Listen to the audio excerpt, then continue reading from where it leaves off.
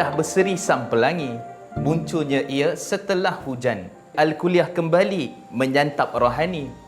Ketelusan muamalat topik perbincangan. Apakah kepentingan muamalat dalam kehidupan kita? Apakah ciri-ciri yang dibenarkan oleh syarak? Dan apakah kelebihannya supaya kita dapat amalkan ke dalam kehidupan kita? Assalamualaikum warahmatullahi wabarakatuh. Innal hamdalillah nahmaduhu wa nasta'inuhu wa nastaghfiruh wa na'udzu billah min syururi anfusina wa min sayyiati a'malina may yahdihillahu fala mudhillalah wa may yudlil fala hadiyalah. Asyhadu an la ilaha illallah wahdahu la syarikalah wa asyhadu anna Muhammadan abduhu wa rasuluh. Allahumma salli wa sallim ala sayyidina Muhammad wa ala alihi wa ashabihi wa man tabi'ahum bi ihsanin ila yaumiddin, amma ba'. Apa khabar sidang penonton, tuan-tuan dan puan-puan yang dirahmati Allah Subhanahu wa taala? Di awal tadi saya berpantun. Kalau saya menyanyi tak jadi, tuan-tuan.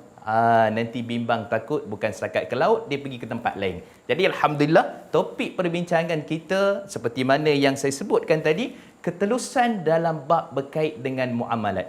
Ini antara perkara yang sangat penting kita sebagai seorang peniaga, kita sebagai seorang pembeli, kita sebagai seorang penjual, kita sebagai seorang pelabur dan semua sekali yang melibatkan transaksi dan urusan jual beli kita, maka ketelusan itu antara perkara yang sangat penting untuk kita sama-sama beramal insya-Allah. Jadi tuan-tuan dan puan-puan yang dirahmati Allah Subhanahu wa taala, kita mulakan perbincangan topik al-kuliah kita pada petang ini. Kita berbincang tentang ayat Allah Subhanahu wa taala, kita mencari keberkatan. Kita mulakan dengan surah An-Nisa ayat yang ke-29. Firman Allah Subhanahu wa taala, A'udzu billahi minasy syaithanir rajim. Ya ayyuhalladzina amanu la ta'kulu amwalakum bainakum bil batil. لا تأكلوا أموالكم بينكم بالباطل إلا أن تكون تجارة عن تراض منكم ولا تقتلوا أنفسكم إن الله كان بكم رحيما. صدق الله العظيم. Yang bermaksud, wahai orang-orang yang beriman, jangan kamu makan harta di antara kamu, iaitulah jalan kamu mendapatkan harta dengan cara yang batil, melainkan kamu menjalankan urusan perniagaan, iaitu yang dikehendaki oleh syarak, dan kemudian kamu saling redha, meredai antara satu sama lain. Dan Allah menyatakan, janganlah kamu saling membunuh diri kamu antara satu sama lain. Sesungguhnya Allah amat mengasihi kamu. Sadaqallahu azim. Jadi dalam ayat ini sebagai satu muqaddimah permulaan perbincangan kita, Allah menyeru kepada orang-orang yang beriman. Dan beriman di sini kata Al-Imam At-Tabari dalam tafsirnya, beriman berkait dengan iman iaitulah kepada Allah dan Rasulnya. Dan jangan buat perkara yang batil. Maka al-batil ini maksudnya perkara yang diharamkan oleh Allah dalam urusan jual beli kita. Maka perkara yang diharamkan ni, tengok Al-Quran sangat cantik tuan-tuan. Buka mazhab, kan tengok ayat ini, tengok perkataan batil. Allah guna satu perkataan menunjukkan semua perkara yang haram Allah tak bagi kita buat. Riba, judi, tipu, rasuah dan segala-galanya, semua itu termasuk dalam perkara yang diharamkan oleh Allah Subhanahu wa taala. Dan Allah nak bagi kita ni, Allah tahu kita ada keperluan, maka Allah kata kamu kena berjual beli. Jadi tuan-tuan biasa pergi pasar, beli ikan, macam-macam jenis ikan, kan? Ada ikan bawal, ada ikan kembung, ada ikan siakap dan macam-macam lagi. Jadi semua ikan-ikan ini kita nak jual dan kita nak beli. Kan sebagai seorang peraih, kemudian nak jual sayur, nak jual ini, nak jual itu dan sebagainya. Maka semua tu yang Allah benarkan. Tetapi jangan terlibat dengan perkara yang kita sebutkan tadi, dan kemudian saling redha, meredai antara satu sama lain. Dan jangan kamu bunuh diri kamu. Pelik pada ayat ni. Cuba kita perhatikan. Allah kata jangan kamu bunuh. Rupanya kata Al-Imam Qurtubi rahimahullah bila menafsirkan ayat ini, bila kita dah kena tipu, kita dah dizalimi, kan kita rasa macam tak boleh jadi ni, saya kena tipu ni, banyak duit saya hilang dan sebagainya. Bila melabur, kita rasa tak puas hati, kita nak cari orang tu. dan akhirnya akan jadi pergaduhan dan boleh membawa pula kepada pembunuhan. Maka Allah sebut, jangan kamu saling berbunuh-bunuhan, sesungguhnya Allah sayang kepada kamu. Jadi daripada ayat ini kita boleh simpulkan, sebenarnya apakah kepentingan kita mengetahui tentang ketelusan bila kita berurusan ataupun melakukan transaksi dalam bab berkait dengan muamalat.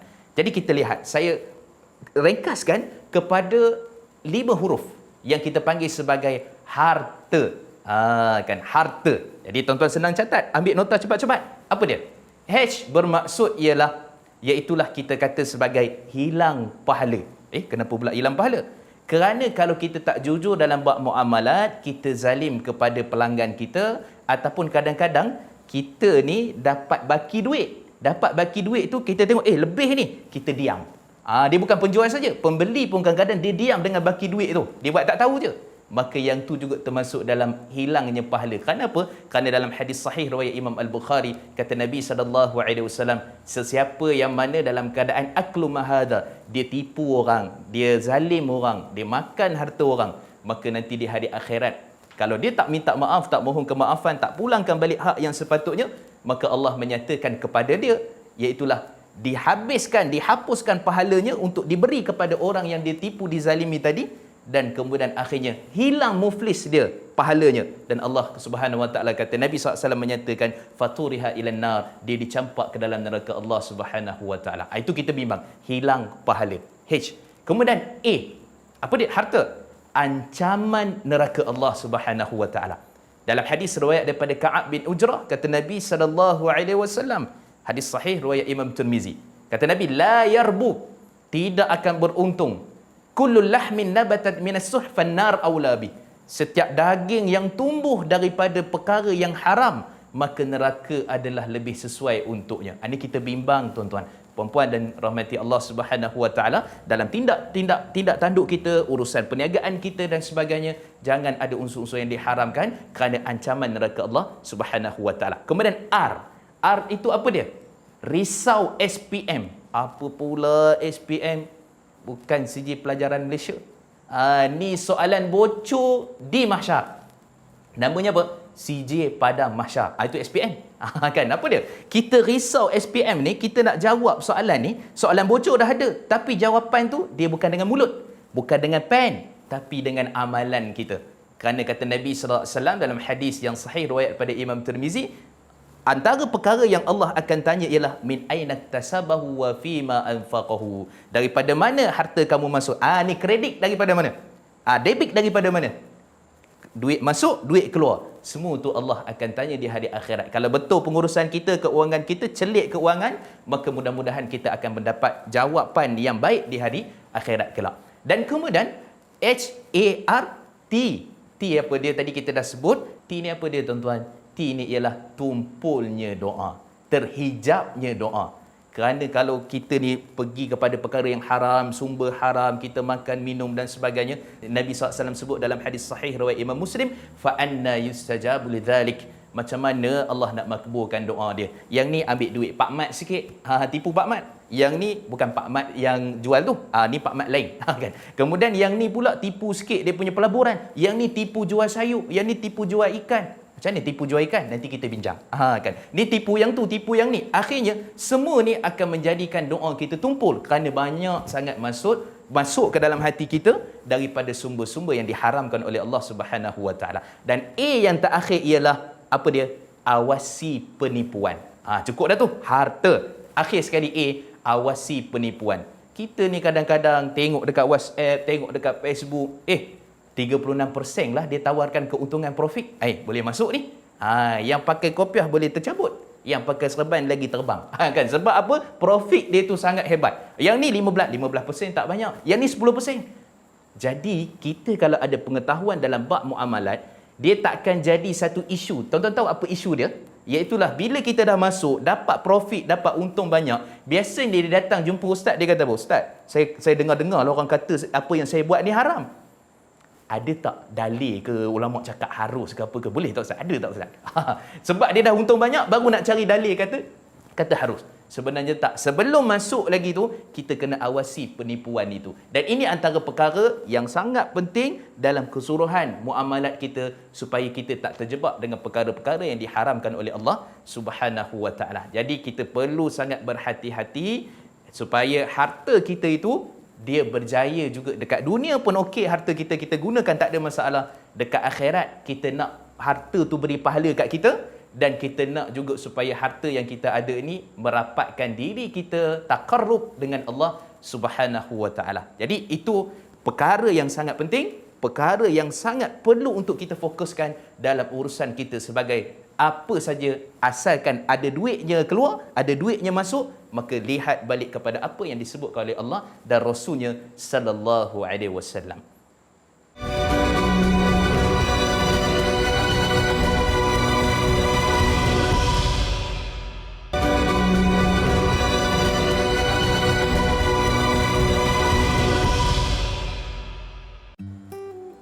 Kita kembali semula berbincang tentang satu isu yang kita katakan sebagai keterusan dalam bab berkaitan tentang muamalat. Jadi bila kita cerita tentang keterusan ini, biasanya kita sebut jujur, kita sebut amanah, kita sebut menjaga perkara-perkara supaya dia tak jadi dalam unsur-unsur yang ditegah oleh Allah Subhanahu Wa Taala. Jadi kita nak lihat sebenarnya bila bincang tentang keterusan ini, apakah ciri-ciri dalam bab muamalat, kepentingan yang sangat ditekankan oleh agama kita supaya kita berhati-hati. Baik, saya ringkaskan. Yang pertama sekali, jauhilah unsur-unsur yang ada penipuan. Bila sebut telus, maka lawannya adalah tipu ataupun tidak jujur. Kan? Jadi yang pertama kita sebut, jauhi penipuan ini dalam konteks apa sebenarnya? Bila kita berbincang tentang konteks penipuan ni, sebenarnya kalau di luar sana kita tengok, daripada jual sayur sampai jual banglo, ada je yang nak ditipunya. Kan? Saya bawakan contoh-contoh. Perhatikan, kalau contohnya jual sayur, ni kena tegur ni. Daripada awal lagi kita kena tengok, kan, walaupun RM1 tapi berkat, insya-Allah. Walaupun RM2 tapi berkat. Apa dia? Kadang-kadang sayur tu luar cantik je, tapi dekat tengah-tengah dia, kita tak tahu, kita kadang confuse, kan? Pening kita, beli kangkung ke batang kangkung, kan? Beli paku ke beli batang pucuk paku, kan? Jadi itu perkara yang sebenarnya simple, mudah. Kita perlu elakkan penipuan yang seperti itu. Itu jual beli sayur, jual beli ikan. 5 ekor ikan dia siap letak dalam bekas. 3 ekor cantik dekat atas tu. Dekat bawah tu bukan setakat perut. Perut pun tak ada dah. Kan, bukan buruk perut dia, bukan tak elok, perut pun dah tak ada. Jadi di situ ada unsur-unsur penipuan. Kerana kita beri kesan kepada pelanggan dan akhirnya pelanggan akan terasa, pelanggan akan ditipu, dizalimi, maka perkara ini diingatkan oleh Nabi sallallahu alaihi wasallam dalam hadis sahih daripada riwayat Imam Muslim. Kata Nabi sallallahu alaihi wasallam, "Man ghasya falaysa minna." Sesiapa yang mana menipu, bukan mereka ini di kalangan kami. Kata Imam Al-Mubarakfuri, maksud menipu ni bukan di kalangan kami ialah bukan di kalangan mengikut sunnah Nabi, bukan di kalangan yang patuh pada arahan Allah dan Rasulnya sallallahu alaihi wasallam. Jadi tuan-tuan dan puan-puan, bukan senang nak jaga urusan muamalat kita ni, sama ada di pihak pelanggan ataupun pembeli. Maka semua ini antara perkara yang sangat penting pada ciri-ciri yang kita sebutkan. Yang pertama. Yang kedua, kita nak lihat daripada sudut selepas mana kita jauh penipuan, jauhi pula daripada sudut mengurangi sukatan dan juga timbangan dalam bab berkait dengan jual beli. Ini tuan-tuan kadang-kadang nak untung lebih, kan? Nak ambil untung yang berlipat ganda. Akhirnya ada saja mengurangi sukatan dan juga timbangan. Allah sebut dalam surah Ar-Rahman ayat yang ke-9. Allah kata kepada kita, wa aqimul wazna bil qisti wa la tukhsirul mizan. Kamu tegakkan betul-betul urusan timbangan kamu dan jangan kamu hancurkan, jangan kamu ada unsur penipuan ketika mana kamu menimbang. Jadi menimbang ni tuan-tuan sebenarnya kadang-kadang ada taktik tau. Macam mana taktik dia? Dia timbang tu tuan-tuan, berat dia 950 gram. Kan timbang tu, dia punya muka dacing tu, kan, arah dia saja, timbang tu arah dia saja, dia kata 950 gram. Orang pelanggan tak tahu. Kemudian dia buat apa tuan-tuan? Dia ambil sikit yang lebih tu, dia letak dalam plastik. Kononnya macam sedekah lah. Konon-kononnya macam bagi lebih lah. Padahal sebenarnya ambil 2-3 biji tu tak cukup pun 50 gram untuk cukupkan timbangan 950 gram tadi. Sebab pelanggan beli sekilo, bukan beli 950 gram. Jadi tuan-tuan cuba bayangkan macam-macam taktik penipuan yang berlaku dalam isu ini. Lebih-lebih lagi bila kita berbincang tentang yang dipanggil sebagai mengurangi timbangan. Jadi apa pun yang kita timbang, apa pun yang kita jual, maka jangan mengurangi timbangan kerana Allah Subhanahu Wa Taala telah sebut perkara itu secara jelas. Dan kemudian yang ketiga, iklan dan testimoni palsu, tuan-tuan. Bagi di luar sana yang nak berniaga, nak jujur dalam jual belinya, nak ada ketelusan dalam jual belinya, maka perkara yang sangat penting bila dia buat iklan, dia buat marketing, buat strategi untuk jualan dia, maka dia perlu berhati-hati jangan ada unsur-unsur yang tak jelas. Contohnya begini, dia buat iklan, kadang-kadang tu testimoni tu WhatsApp yang kata bagus, produk ni sangat bagus. Tak ada penyakit yang tak sembuh melainkan dengan produk ni. Bahaya tu tuan-tuan. Kan semua kencing manis, darah tinggi, jantung, sakit hati pun sembuh juga kalau makan ubat dia tu. Jadi ini antara perkara yang kita perlu perhatikan. Antara perkara yang sangat kita sukai adalah diskaun. Kan? Semua kita nak diskaun. Semua nak diskaun. Daripada baju, daripada ni peralatan, aksesori kereta. Kalau boleh semua nak diskaun. Tapi ada teknik yang biasa dilakukan. Tuan-tuan tahu macam mana? Katalah harga barang modal dia RM30. Dia buat macam mana? Dia naikkan harganya 100. Kemudian dia buat apa? Dia kata diskaun 70%. Nampak tak? Nampak macam bagus strategi tu. Tapi sebenarnya dia naikkan harga 100, diskaun 70%, dia dapat balik tak RM30 tadi, tuan-tuan? Dia dapat balik. Tapi kita beli tu sebab RM30 ke sebab diskaun? Sebab diskaun. Maka yang tu sebenarnya walaupun ini bagus ni, marketing bagus ni, jual beli bagus ni, kan strategi bagus, tapi sebenarnya ada unsur yang tak jelas dekat situ. Jadi kita perlu berhati-hati. Dan kemudian kadang-kadang kita kata wang termasuk pos ke percuma pos. Ini juga benda yang sangat penting, tuan-tuan. Kadang-kadang kita beli satu benda tu sebab dia kata percuma pos. Sebenarnya harga yang telah pun dia tawarkan itu termasuk pos. Tapi dia kata percuma pos. Jadi bagi saya lebih baik kita kata termasuk pos, bukan percuma pos. Sebab biasanya kalau orang kata termasuk pos dengan percuma pos, tentu dia akan pilih yang percuma pos. Benda macam ni pun agama kita ajar, simple, mudah. Dan kita sebut pula yang keempat, dalam setiap harta yang kita miliki, tuan-tuan, sudah tentu ada milik orang lain. Jadi kata Nabi SAW dalam hadis sahih riwayat Imam Muslim, kenapa Nabi SAW dan keluarga Ahlul Bait ni tak makan daripada harta zakat? Kenapa? Apa sebabnya? Kerana dalam hadis sebut min awsakhin nas, kerana ia daripada kotoran manusia. Maka antara perkara yang paling terbaik bagi seorang peniaga, seorang pembeli, penjual dan sebagainya ialah konsep wakaf dan juga bersedekah. Kerana dengan itu mudah-mudahan perniagaan kita diberkati, jual beli kita diberkati, dan kemudian yang paling penting tentang isu ini ialah supaya setiap transaksi yang kita buat itu mungkin di sana ada sikit tak berapa jelas, ada di sini mungkin kekurangan, maka dengan wakaf sedekah itu mudah-mudahan dianggap menampung daripada sudut kekurangan yang kita ada. Ini yang dipanggil sebagai konsep ketelusan kita bila mana melakukan jual beli dan juga muamalat urusan perniagaan dan sebagainya. Baik, itu hanya satu saja yang saya fokuskan. Dan kemudian di bawah itu juga, bila sebut harta yang batil daripada surah An-Nisa tadi, kita akan tengok batil ini contohnya riba. Kan batil ini contohnya perkara-perkara yang melibatkan unsur-unsur perjudian dan sebagainya.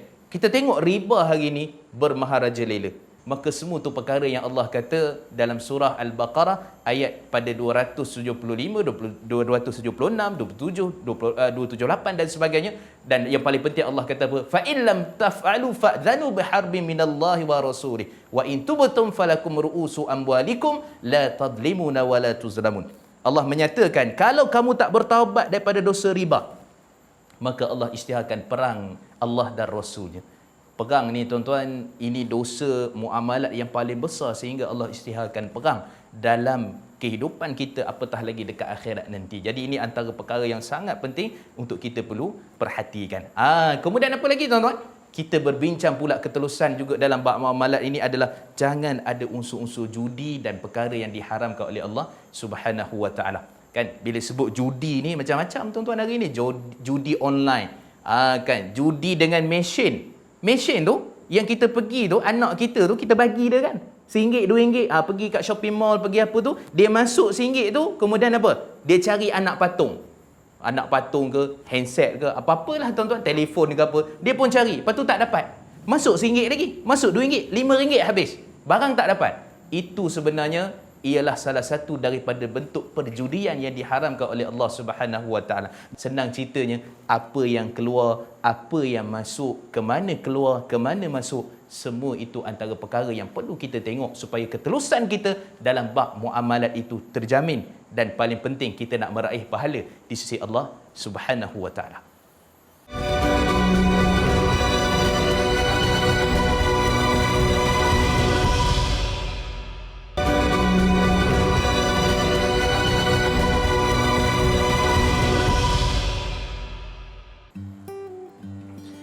Kita telah pun menyebutkan tentang isu penipuan, tentang isu riba, tentang isu judi, dan kali ini kita nak fokus kepada satu terma yang sangat penting juga dalam kita berinteraksi dengan muamalat, dengan kehidupan kita ataupun duit kita, pelaburan kita, iaitu apa dia?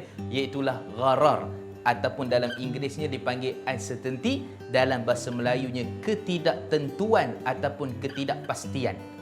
Betul lah tu kot, insya-Allah istilah itu. Maksudnya tak pasti, tak tentu. Contohnya begini, kita masuk satu pelaburan. Tuan-tuan, pelaburan ini macam-macam yang mengelabui mata kita dekat luar sana. Ada pelaburan itu dekat Zimbabwe, dia kata. Saya kata tuan-tuan, mudahnya gini je. Kalau ada orang tawarkan di luar negara, Zimbabwe ke, Australia ke, dekat mana tah, benua-benua Antartika ke contohnya, kan? Kata kat dia, biar orang sana je yang melabur. Kan? Kita tak payah pergi melabur pun. Kita ada kat Malaysia macam-macam dah. Cukup orang sana je. Itu satu. Kemudian dia kata apa? Dijamin oleh kerajaan. Kerajaan lain saya tak tahulah, mungkin kerajaan langit ke, kerajaan bumi ke, kerajaan apa. Dia kata dijamin oleh kerajaan. Seolah-olah nak bagi tahu dijamin oleh kerajaan Malaysia. Yang tu pun kadang-kadang jadi permainan kepada orang-orang yang nak menipu dalam urusan berkaitan dengan pelaburan. Ini maksudnya ketidaktelusan. Dan kemudian itu dijamin pula dengan begitu banyak profit dan keuntungan dan sebagainya. Dalam bab muamalat ini, khususnya pelaburan, mudah saja tuan-tuan. Mana-mana pelaburan yang mana menjaminkan keuntungan 3% sebulan. Sebulan tu dia boleh bagi 3%. Kena hati-hati. Kerana di sana ada unsur-unsur yang tak jelas dan dibimbangi takut adanya unsur-unsur penipuan yang tak dibenarkan oleh syarak, oleh Allah Subhanahu wa taala. Dan yang paling best dia apa tuan-tuan? Bayangkan pelaburan tu dia kata patuh syariah, cop halal oleh JAKIM. Kan?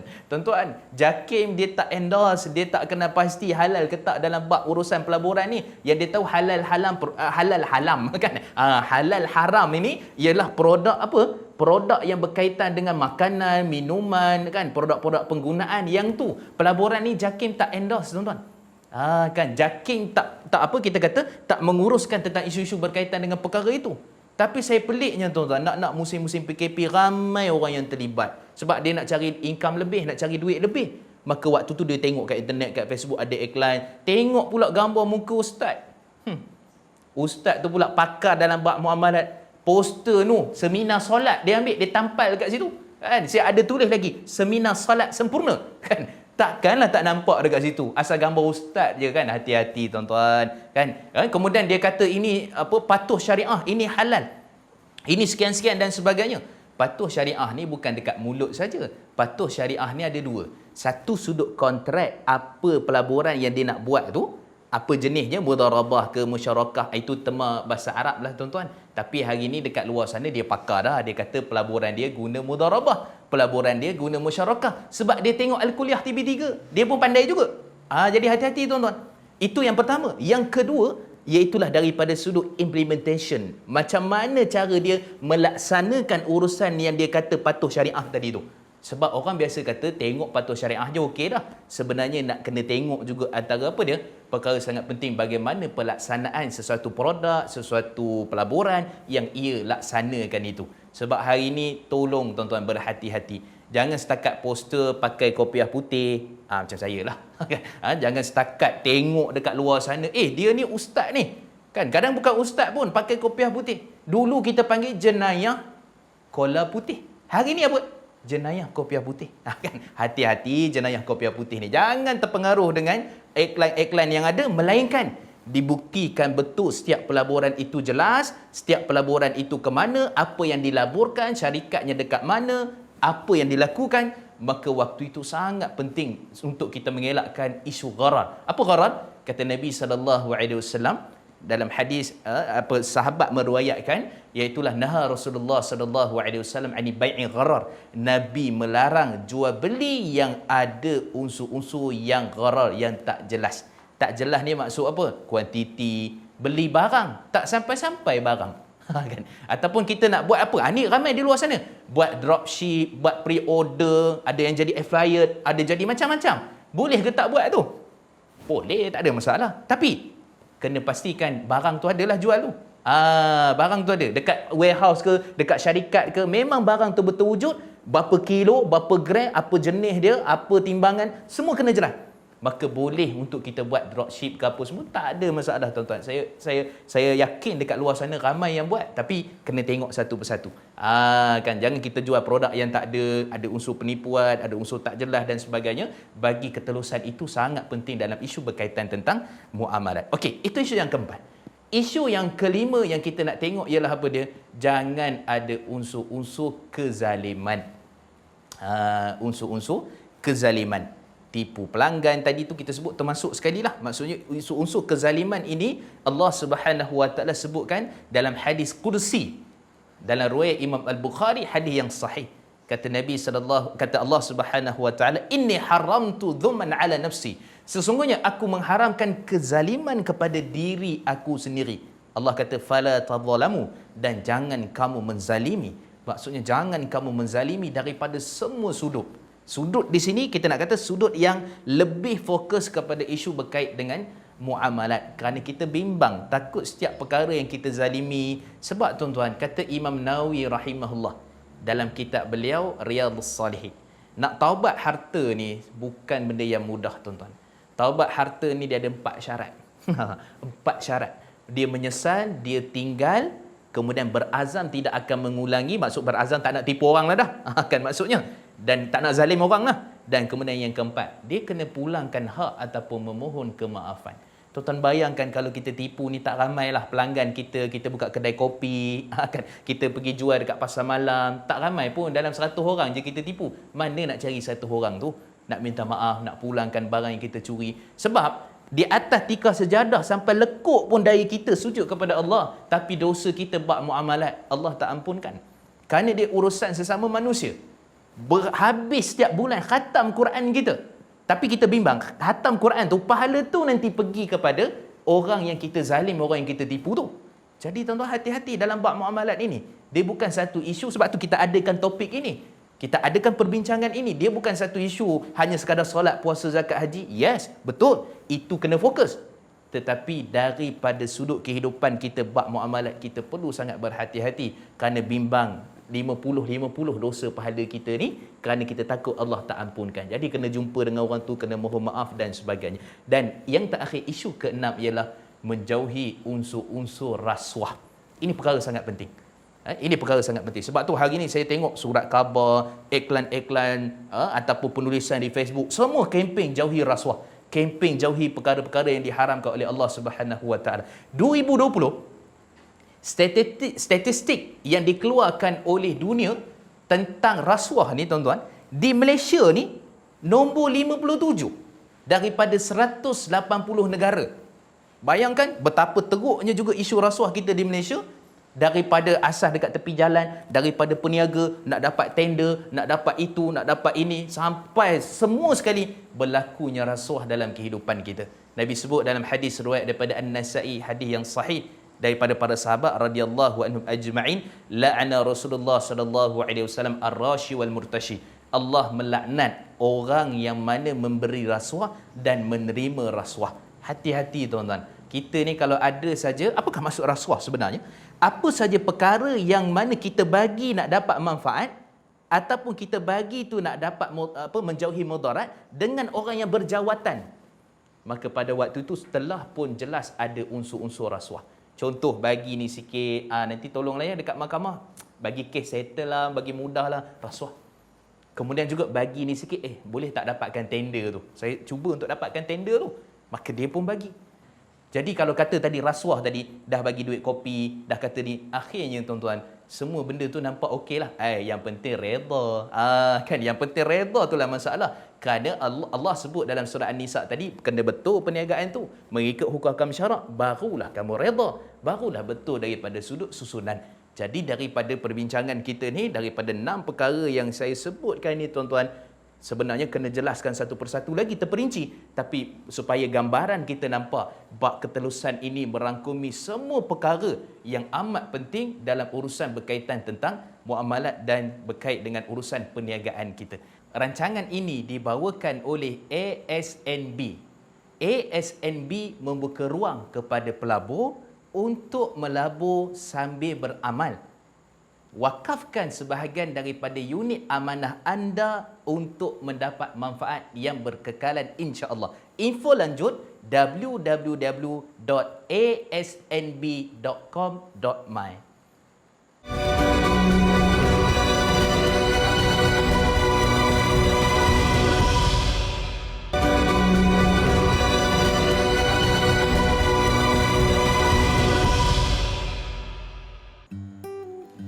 Tuan-tuan dan puan-puan yang dirahmati Allah Subhanahu Wa Taala, sidang penonton, alhamdulillah kerana masih kekal di depan kaca televisyen anda untuk terus kita berbincang, iaitulah berkait dengan ketelusan dalam bab muamalat yang kita sebutkan tadi. Dan kalau tuan-tuan dan puan-puan perasan, bila kita sebut daripada awal tadi, dalam bab perniagaan, dalam bab pelaburan, dalam bab perkara yang Allah haramkan dan sebagainya, rupanya dekat sana antara perkara yang penting untuk ditekankan ialah juga akad ataupun kontrak kita dalam bab berkait dengan jual beli. Akad kontrak ni apa dia? Iaitulah tanggungjawab, iaitulah perjanjian yang dilakukan oleh dua pihak untuk melakukan kontrak. Kalau pelaburan, pelaburan lah. Kalau jual beli, jual belilah. Kalau perniagaan dan sebagainya, maka semua itu termasuk dipanggil sebagai akad. Sebab tu Allah sebut dalam surah, iaitulah daripada surah Al-Ma'idah ayat yang pertama, Allah menyatakan kepada kita, ya ayyuhalladzina amanu aufu bil uqud, wahai orang-orang yang beriman, tunaikan akad kontrak perjanjian yang kamu telah pun lakukan. Secara ringkas ayatnya, iaitulah kata Al-Imam At-Tabari rahimahullah, akad perjanjian ni pertama sekali untuk mentauhidkan Allah Subhanahu Wa Taala, beribadah kepada Allah Subhanahu Wa Taala, dan termasuk juga kata Imam Ibn Abi Zaid, iaitulah muamalat sesama manusia. Nak berniaga, nak berjual beli, nak melabur, nak buat apa-apa syarikat ke dan sebagainya, maka semua itu mesti ada akad ataupun kontraknya. Dan akad ini kita boleh bahagikan kepada 3 perkara. Pertama dipanggil akad sahih. Akad sahih ni maksudnya cukup rukun dan syarat-syaratnya. Bila cukup rukun dan syarat-syaratnya, maka yang ni dipanggil sebagai akad yang sahih. Kan contoh kita kata, apakah syarat jual beli, apakah rukun jual beli? Maka di sana ada pembeli dan penjual, apakah syarat-syaratnya? Akad itulah sirah, saya beli saya jual, ataupun dengan tulisan, ataupun dengan isyarat, ataupun jual beli dengan mesin contohnya. Sudah tentu ada rukun dan syaratnya yang ditetapkan oleh syarak. Dan yang ketiga, pada barang yang kita nak lakukan jual beli tu, apakah dia punya syarat-syaratnya. Maka barulah lekap rukun dan syarat kontrak bila mana kita melakukan jual beli. Itu dipanggil akad sahih. Yang kedua, ada dipanggil sebagai akad nafiz. Akad nafiz ni apa istilah dia ni? Susah sangat ni, payah sangat ni. Mudah saja. Akad nafiz ni, kita mempunyai kuasa untuk membeli menjual satu perkara mutlak. Tak ada strict, tak ada restrict, tak ada halangan, tak ada apa-apa yang boleh menghalang kita dalam melakukan jual beli. Kan contohnya kita nak beli kereta, kita nak beli rumah, kita nak beli sayur-sayuran. Tak ada orang kata awak tak boleh beli sayur tu, tak ada. Maksudnya kuasa mutlak kita untuk melakukan jual beli. Dan lawan kepada ia ialah apa dipanggil sebagai mauquf. Mauquf ni maksudnya satu orang yang kita wakilkan untuk buat jual beli, dia tak boleh melakukan jual beli tu dengan syarat kita setuju. Maksud dia terhenti kepada arahan kita untuk meneruskan jual beli ataupun membatalkan jual beli. Contoh ginilah, kita tempah kereta, kan kereta ni antara kereta yang ialah kita sukalah kereta tu. Kan kita tempah, kita nak warna macam ni, jenis macam ni, nak kena ada dia punya macam-macam lah. Kan body kit lah, tu istilah-istilahnya lah kan. Ataupun segala jenis aksesori yang ada. Maka kita tempah tu nak macam tu. Tiba-tiba salesman kata ataupun jurujual kata, minta maaf lah kerana warna tu tak ada. Jadi saya beli je lah warna. Tak boleh. Kerana apa? Kita dah letak warna apa, dah letak jenis apa, maka akad tu terhenti. Wakil tadi tak ada kuasa mutlak untuk melakukan jual beli, melainkan kita yang setuju dengan apa yang nak dilakukan jual beli itu. Okey, itu yang kedua. Yang ketiga dipanggil sebagai akad lazim. Lazim ni maksud dia apa? Mudah saja. Kita tak boleh batalkan urusan jual beli, perniagaan, pelaburan ataupun apa? Perkongsian dan sebagainya, melainkan semua setuju. Contoh, kita ada satu syarikat, kita ada 5 orang. Semua ni penyumbang modal lah. Bila bagi modal, jadi kita ni yang kelima contohnya. Kita bagilah contoh 10,000. Jadi tiba-tiba lepas 2 bulan, 3 bulan, kita keluar senyap-senyap. Buat tak tahu je kan. Tinggal 4 orang je. Yang tu tak dibenarkan, melainkan dengan persetujuan daripada semua pihak untuk kita keluar daripada syarikat ataupun perkongsian dan sebagainya. Itu dipanggil sebagai akad lazim. Ada pula lawan dia ialah yang ketiga ni kita sebut, iaitulah akad dipanggil sebagai akad yang membolehkan kita untuk tak payah bagi tahu, tak payah berbincang, kita boleh batalkan akad itu. Contohnya tuan-tuan, biasa tak kita iklan barang hilang? Biasa ke tak biasa? Mesti biasa. Akad ini dipanggil ju'alah. Ju'alah ni ialah kita iklan satu barang. Contohlah, kita pelihara kucing. Kucing tu Garfield. Si Oyeng nama dia. Si Oyeng ni hilang. Cari tak jumpa. Dekat dapur tak jumpa, atas atap tak jumpa. Lepas tu, kita iklan dalam grup taman rumah kita. Kita kata, siapa jumpa Oyeng? Dia punya misai ada 20. Belah kanan, belah kiri ada 19. Sebab satu tu patah. Contohlah kan. Kita buat iklan. Siapa jumpa ni, saya bagi RM50. Tahu tak kontrak apa tu? Itu dipanggil ju'alah. Maksudnya, bila rupanya tuan-tuan, kucing tadi tu bukan hilang. Kan? Bilik tu, dia masuk dalam bilik, kita tutup. Rupanya dia menyorok bawah katil, contohnya. Jadi pada waktu tu, kita dah iklan, dah bayar orang RM50. Betul tak? Siapa yang jumpa? Tapi kita yang jumpa. Kan? Jadi kita jumpa tu, kita pun turunkan iklan tu. Dan kemudian bila kita turunkan iklan itu, maksudnya siapa-siapa pun tak ada nak marah ke apa, sebab kucing dah jumpa. Kan? Contoh, saya dah tunggu kucing tu lalu dekat depan rumah saya, dah tengok dah, perhati dah. Tapi tak ada. Jadi perlu tak kita tuntut bayaran RM50? Tak perlu. Kerana itu bukan akad lazim, akad yang dipanggil sebagai bantu-membantu antara satu sama lain. Dan daripada akad itulah kita nampak dia boleh membezakan antara konvensional dan juga perbankan Islam ataupun halal ataupun haram. Kerana akad ini dia kontrak. Akad ini ada subjek yang dijual beli. Akad ini jelas apa yang dijual beli. Akad ini ada penasihatnya, ada 4 bahagian. Penasihat syariah tu nombor 2 dah. Bawah tu ada jabatan syariah. Atas tu ada bank negara pula dah kalau melibatkan perbankan Islam. Bawah tu pula ada dia punya audit yang kena pantau. Ikut ke tak seperti mana yang telah tertulis. Jadi jangan ragu-ragu mengguna produk-produk keuangan Islam dan sebagainya kerana ia antara berbeza dan di antara halal dan haram, antara perkara yang ditekankan oleh syarak oleh Allah Subhanahu wa taala. Jadi kita boleh tengok tuan-tuan dan sidang penuntut rahmati Allah Subhanahu wa taala, penutup akhir ni, apakah kelebihan kita buat semua perkara tadi tu? Apakah kepentingan dia?